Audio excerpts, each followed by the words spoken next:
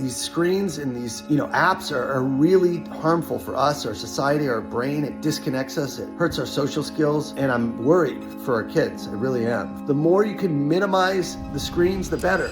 I'm going to share 2 reasons why social media is so damn dangerous and destructive for not just kids, but adults, humans, everyone alike.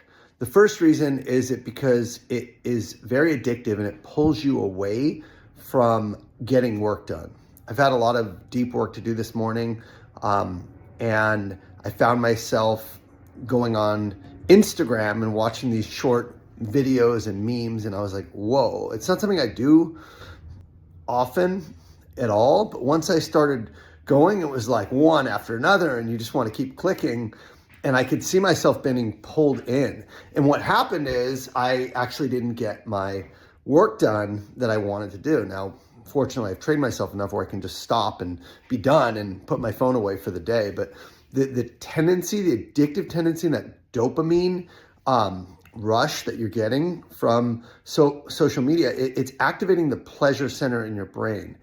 And the pleasure center in your brain, when it gets these hits of dopamine all the time, it's not using the frontal lobe, the frontal cortex of your brain, which is where executive functioning occurs. So if I'm going to plan to create content, if I'm going to plan campaigns for my business, if I'm going to do any kind of deep work in sales, that's any kind of prospecting, research, POV development, that's all occurring in the frontal cortex. And that area is actually atrophied when you're just getting and hitting the pleasure center with dopamine. So if you're trying to get better in sales or have a business, like, you're gonna have to do work that you have to think really hard and you have to plan really hard, okay? And it actually atrophies in the sense where if you're not using that part of your brain because you're doing work that's busy work or checking boxes on a to-do list, your brain's not gonna be able to handle deep work or areas that you need to focus deeply for planning, executive planning, storytelling, proposal generation, QBR preparation, account planning. Any of that stuff that is needed for big enterprise deals is going to feel really, really hard. Doing RGAs, revenue generating activities, deal strategy. I can go on and on, but like 90% of what you do in sales and frankly in business is that strategic executive planning. And yesterday I was listening to a podcast, and the folks that were doing the podcast had said that in teens that watched or used their phones more than, like, I don't remember the exact stat, I don't want to butcher it,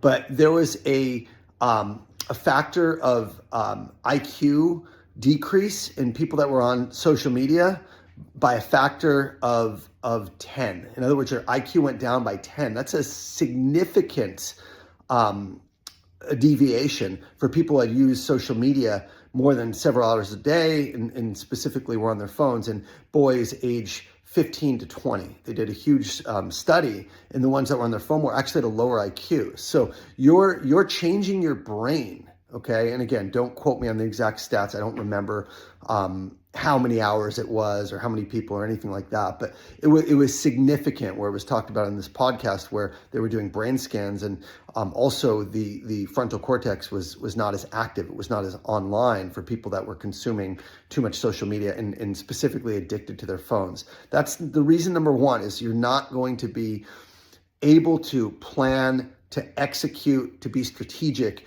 if you're scrolling, clicking. It literally is doing damage. You're becoming, I don't want to say more stupid, but your IQ could go down because you're not using your brain functions that are responsible for what drives success in business and sales. So that alone should be cause for, like, really, just discouragement. So I'm probably on Instagram maybe 5 minutes a day, maximum. I'm on LinkedIn maybe 10, 15 minutes a day. I have someone posting for me. If I go to my screen time, we're talking maximum an hour a week, maximum across all social media apps. It's minimal because I've turned it off. I turned it off years ago when I got into recovery. I'm at the point where I don't even comment on my LinkedIn feed anymore, or my YouTube feed. It's minimal. If I do it, I just block off time. I'll be in the DMs just to look for leads and whatnot and respond if people want coaching, but that's about it. It's business related.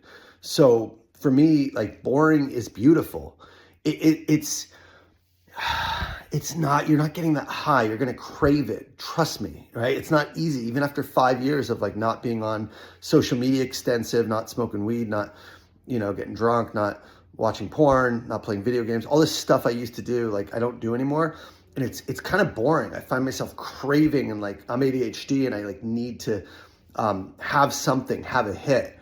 And for me, that hit comes from like exercising or getting work done, or like calling a friend or taking a walk or going, to a nice restaurant to eat, or just sitting in the sun, or maybe doing some meditation or prayer. Like I have to be doing something, but I'm doing things that fill the soul versus like just like are mindless, if that makes sense. But it's still like boring. Like if I go on my phone, I'm looking for apps, but there's nothing there. There's no Facebook, there's no video games, there's no anything. So it's like, I like, what's the point of picking up my phone and messing around? Because there's nothing on there. And it just feels like, but I still feel that addiction. I still feel that need to like, to do something. So again, I share this like transparently. This has been a struggle, but I don't have those escape hatchets active anymore in my life. So I just feel it, I sit with it, and I find something else that's more fulfilling to do. I'll watch shows with my wife.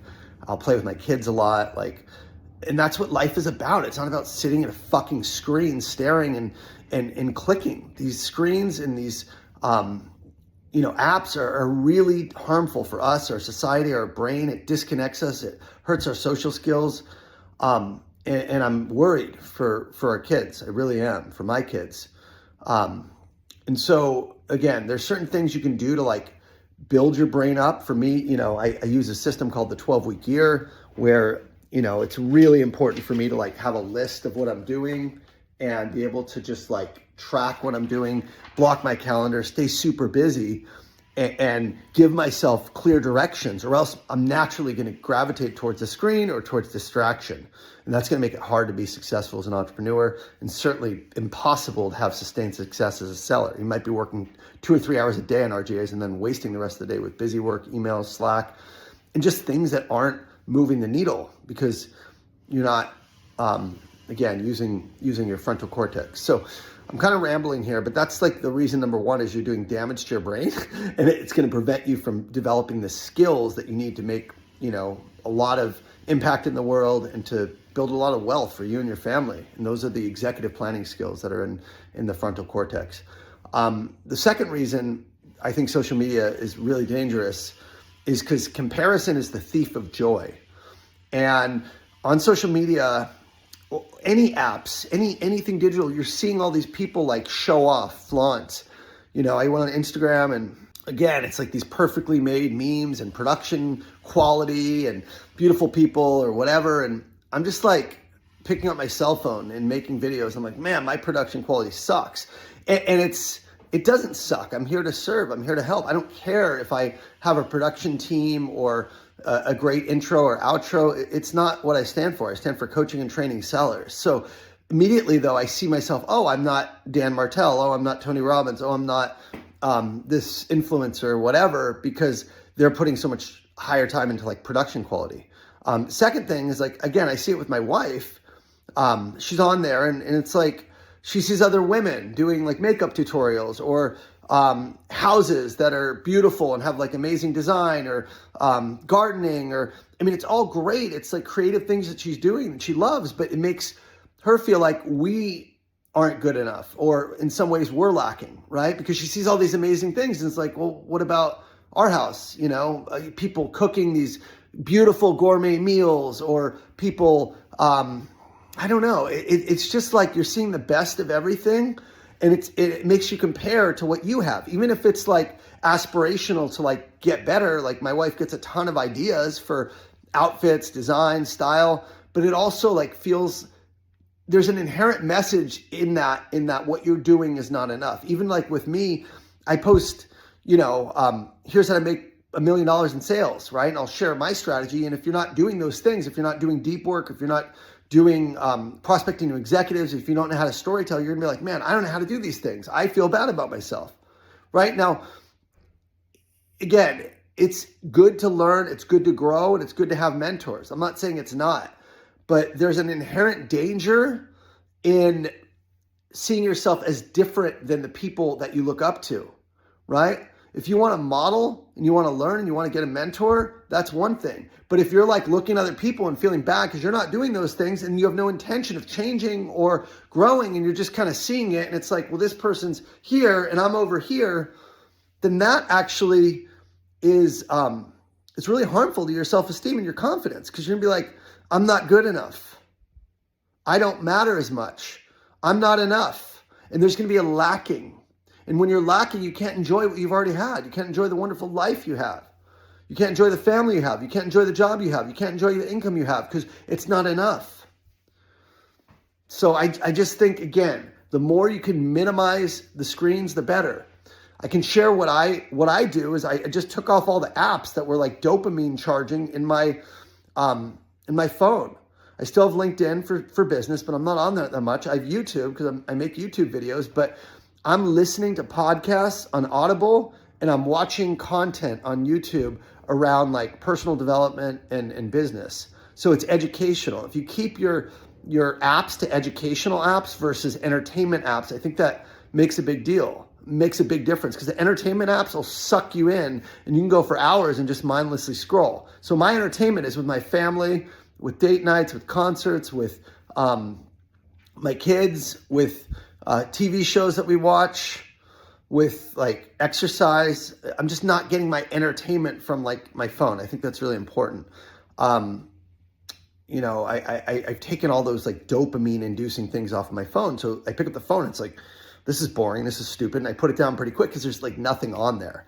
So that's kind of, I just say leave you with that tip. I'm not going to give you like 20 tips. I think getting the dopamine addictive stuff off your phone, deleting Instagram or Facebook or TikTok or whatever the hell other apps you're getting sucked into, yeah, it's going to be hard because there's some addiction there for sure, but it's going to be super helpful because now you have to sit with yourself and you have to figure out some other thing to do.